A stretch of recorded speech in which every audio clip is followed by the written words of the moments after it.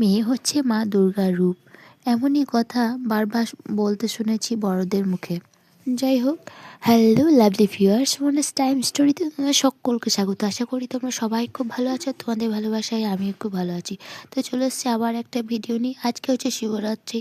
তো দেখো সকালবেলাতে আমাদের শিবরাত্রির জন্য জোগাড় হচ্ছে। এই যে মালা গাঁথা হচ্ছে এখানে, আকন্দ ফুলের মালা। আর ওইদিকে সব জোগাড় টোগাড় মা করেছে। বেলপাতা এনে রাখা হয়েছে, বেলপাতাগুলো ছাড়াতে হবে। আর এই যে মালাটা গাঁথা হচ্ছে এখানে, ফুলগুলো আগে কুড়িগুলোকে নিয়ে নিয়ে তারপরে গাঁথা হবে। সকালবেলায় উঠে স্নান টান সেরে এসব কাজগুলোই আজকে সকাল থেকে শুরু। আজকে তো সারাদিনই উপোস। অনেকে আছে রাত্রিবেলায় জল ঢালে ভোলেনাথের মাথায়। তো এ দেখো মায়ের মুখটা কি সুন্দর সকালবেলায়, তাই না? খুব সুন্দর লাগে সকালবেলায় দেখতে। তো আমাদের গুরুদেব আসবে, যিনি পুজো করেন তিনি আসবেন, এসে পুজো করবেন। আর নিচেতে অনেক ঠাকুর আছে। এই যে মা অনেক ধরনের ঠাকুর কিনেছে, মোটামুটি সব ঠাকুরই এখানে আছে। শিলামূর্তি, গোপাল, নারায়ণ শিলামূর্তি, এই যে নারায়ণ শিলামূর্তি, গোপাল আছে, ভোলেনাথ আছে, মা সরস্বতী আছে, মোটামুটি সব ঠাকুরই এখানে আছে। মানে যেহেতু গুরুদেব আসেন বাড়িতে পুজো করতে, ওই জন্য সব ঠাকুর এখানে এনে রাখা হয়েছে, তাহলে পুজোটা হয়ে যায় আর কি, সব ঠাকুরকেই জলটা দেওয়া হয়ে যায়। তা আমরা সাজুগুজু করে নিয়েছি, আর আমার ছেলে ঘুম থেকে উঠে গেছে অনেকক্ষণ, কিন্তু আমি শাড়ি পরা দেখে ও তো অবাক। ও আর কিছু করবে না, মানে ও আর খেলা করবে না, কিছু করবে না, ও কোল থেকে নামবেও না। কি অবস্থা দেখো আজকে, আমি যে কি অবস্থা, মানে কত অসুবিধা করে আজকে পুজোটা হয়েছে, তোমরা আস্তে আস্তেই দেখতে পারবে। তো এই যে এখানে নন্দীকে বসানো হয়েছে, আজকে প্রতিষ্ঠা হলো নন্দীর।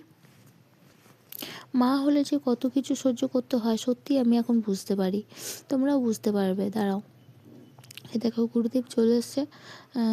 মায়ের পুজো শুরু হয়ে গেছে।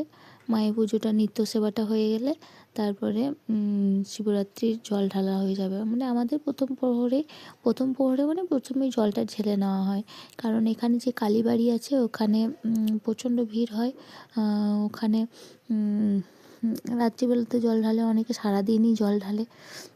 সকালবেলায় মা কালীর মুখটা খুব সুন্দর লাগে। তো সকালবেলায় শাড়ি পরে নিয়েছি, ছেলে আমার কোল থেকে একবার নামে না। এই যে ওখানে পুজো হয়ে গেছে, পুজো হয়ে যাওয়ার পর গুরুদেব এখানে চলে এসছে। তো আমি একা যতটা পেরেছি ততটা ভিডিওটাও করার চেষ্টা করেছি। তার কারণ হচ্ছে এক হাতে ছেলে, ক্যামেরা, সব কিছু সামলানো খুবই অসুবিধা, যার জন্য যতটা পেরেছি ততটা ক্যামেরাতে তুলে ধরার চেষ্টা করেছি। আর ছেলেও তো সকাল থেকে একদম কোল থেকে নামেনি, কারণ আমি শাড়ি পরে নিয়েছি দেখে ব্যাস হয়ে গেছে। আর কোল থেকে কিছুতেই নামবে না, খাবে না, কিচ্ছু করবে না। ও ভেবেছে মা হয়তো বাজার যাবে, মেলা যাবে, বলছে মেলা যাব।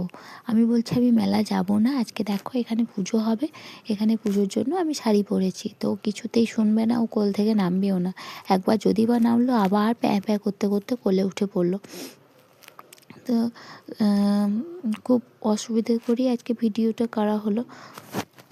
একা হাতে সব কিছু সামলে যতটা পারি ততটা ভিডিওটা করার চেষ্টা করি, সব কিছু তুলে ধরার সম্ভব হয়ে ওঠে না। তো মা এখানে শিবের মাথায় জল ঢালছে। হ্যাঁ, এই যে মায়ের ঢালা হলে বৌদি ঢালবে, সবাই একে একে ঢেলে নেবে। আজকের দিনে বর থাকলে এতটা অসুবিধা হতো না। আর আজকে সকাল থেকে বরকে একটু মিসও করেছি, কিন্তু কি করবো বলো, ও তো আসতে পেলো না। আসতে পেলে হয়তো এতটা অসুবিধা আমারও হতো না। সত্যি বিয়ের পরে বর যদি পাশে না থাকে না, খুবই অসুবিধা। মানে আমি প্রত্যেকটা সময়ে আমি দেখেছি, যখন মানে ও হয়তো কাজের সূত্রে বাইরে আছে, আমি হয়তো অন্য জায়গায় আছি, অন্য জায়গায় আছে, খুব অসুবিধা হয় আমি দেখেছি। মানে দুজন দুজনকে যতটা হেল্পফুল হয় সেটা কি আর সবার সঙ্গে সম্ভব হয় বলো?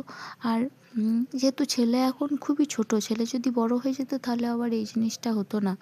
যাই হোক, একে একে সবার হয়ে গেলে পরে আমি দেবো।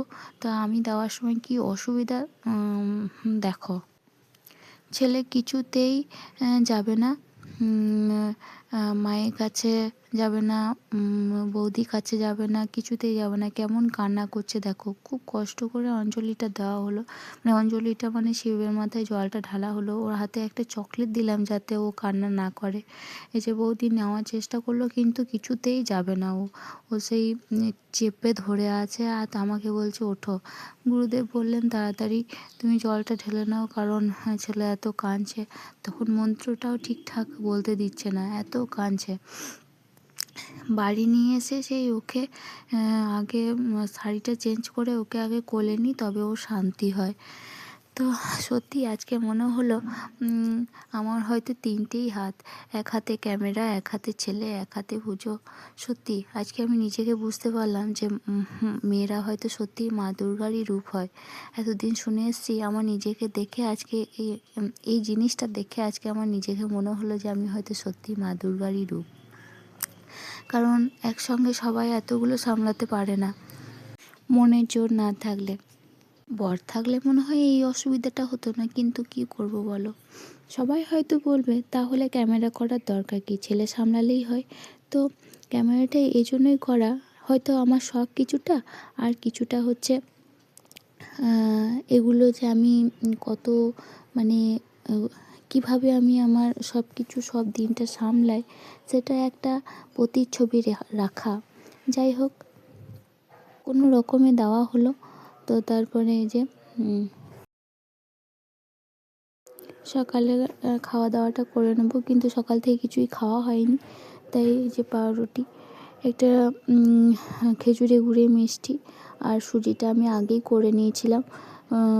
আর এই যে মিষ্টি রসটা একটু নিয়েছি, কারণ পাউরুটিটা দিয়ে খাওয়ার জন্য। একটু মিষ্টি মিষ্টি না হলে তো পাউরুটিটা খাওয়া যাবে না। ছেলে আমার এখন আনমন হয়ে গেছে, তাই মা কালীর জন্য, কালকে যেহেতু অমাবস্যা, ওই জন্য মা কালীর জন্য এই মালাটা আমি গেঁথে রাখলাম। প্রচুর ফুল ফুটেছে আমাদের বাগান বাড়িতে, সেই ফুলই নিয়ে আসা হয়েছে। নিয়ে এসে মা বললো একটা মালা গেঁথে রাখিস, তো সেই জন্যই একটা মালা গেঁথে রাখলাম। দেখো অনেকটা বড় হয়েছে ফুলটা। এটা আজকে আমি প্যাকেটের মধ্যে দিয়ে ফ্রিজে রেখে দেবো। আর এখনও কিছুটা ফুল আছে, দেখো দেখেছো, এখনও অনেকগুলো ফুল আছে। এগুলো পুজোতে দেওয়া হবে কালকে আবার। তো এই যেটাতে নিরামিষ থাকে সেই ফ্রিজটাতেই এই ফুলগুলো রেখে দেবো। মালা গাঁথতে আমার খুব ভালো লাগে। তো একটু একটু টাইম পেলে এগুলো কাজগুলো হয়ে যায়। তো ছেলে ছিল না বাড়িতে, আনমন হয়ে গেছে, ও এখন আর অসুবিধা নেই। তার জন্য মালাটাও গাঁথা হয়ে গেল। আরও টুকটাক যে কাজগুলো ছিল সেগুলো সব করা হলো। দুপুরবেলায় যেহেতু ডালিয়া হবে, ডালিয়া সবজি টবজিগুলো কেটে দিলাম, বৌদি রান্নাটা করে নেবে। চলো এগুলো রেখে দিই। আজকের ভিডিওটা অনেকটা লং হলো, তার কারণ হচ্ছে সারাদিন সমস্ত ব্যস্ততার মধ্যে কি কি কাজ করেছি সেগুলো তোমাদের সঙ্গে শেয়ার করতে পেরেছি। সব দিন হয়তো সবটা তুলে ধরার সম্ভব হয় না, তো আজকে যতটা পারলাম তুলে ধরলাম। এই যে আমি চলে এলাম এখানে শিব মন্দিরে, মানে এখানে এই যে এখানে বেলপাতাগুলো পড়ে আছে, তারপরে এখন ফুলগুলো পড়ে আছে। এগুলো সব গুছিয়ে ভালো করে রাখতে হবে। এই যে ফুলগুলো আলাদা করে নেওয়া হয়েছে, আর এইগুলো হচ্ছে সেই ফুলের পাপড়িগুলো ছাড়িয়ে এক জায়গা করে রাখা হয়েছে, কারণ এগুলো বেশি দিন থাকে না। আর ওইটা আকন্দার ফুলটা যেটা, ওটা অনেক দিন থেকে যায়। তো অনেক দিন থাকবে না, হয়তো 2-3 দিন হবে। তো এগুলোকে আলাদা করে নেওয়া হয়েছে। আর অল্প একটু একটু আছে, ওটা আমি একটু বেছে নেবো, দিয়ে বেছে নিয়ে একসঙ্গে সব রেখে দেবো। সবারই বলে না সব দিন সমান যায় না, সত্যিই তাই। সবারই একদম হয়তো দিন সমান যায় না। আজকে আমারও তাই সারা দিনটা কেমন একটা মনে হচ্ছিলো, কারণ সকালবেলা থেকেই ওরকম একটা হলো।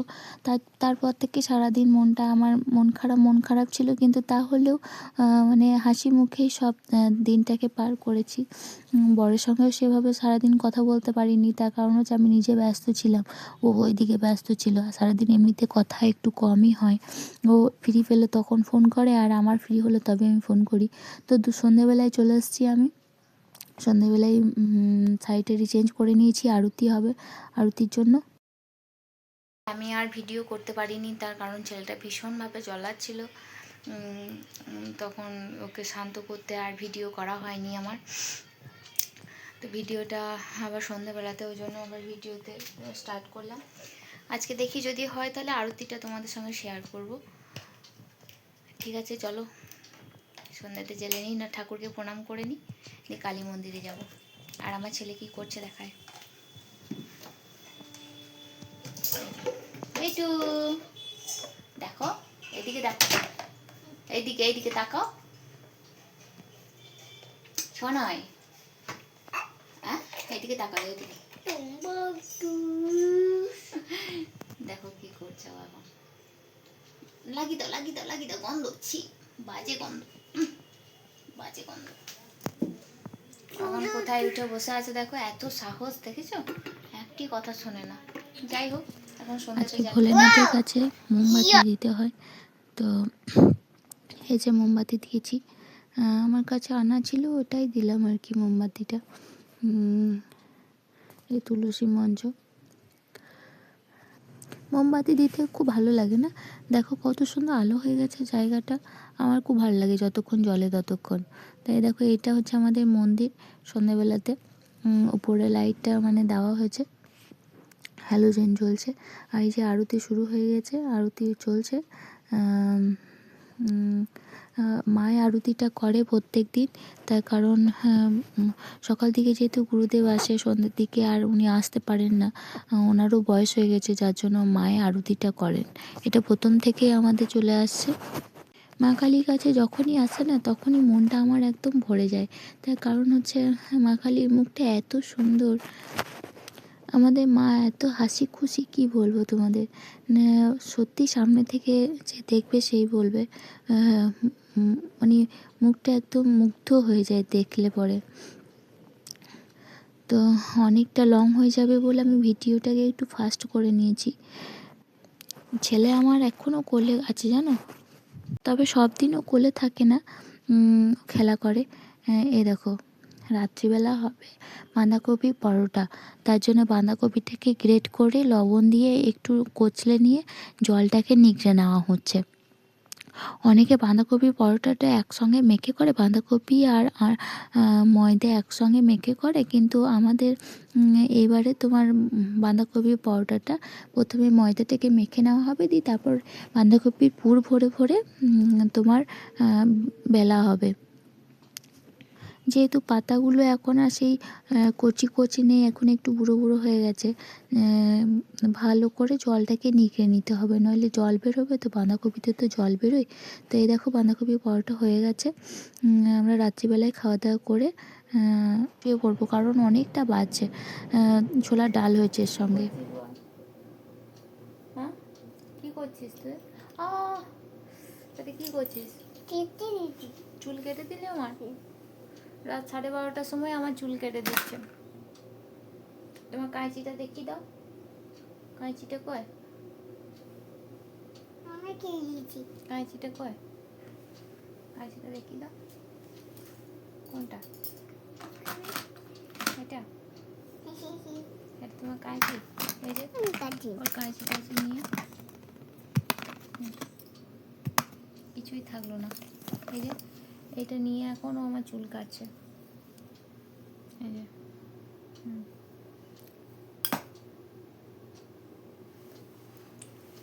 সবাইকে গুড নাইট বলে দাও, ভালো করে। Good night, tata, bye bye. আমরা ঘুমাবো এবার। আজকের ভিডিওটা এখানেই শেষ করছি, দেখা হবে পরে আবার একটা ভিডিওতে। চ্যানেলটা অবশ্যই সাবস্ক্রাইব করে দিও, আর লাইক কমেন্ট শেয়ার করতে যেন ভুলো না। Bye bye.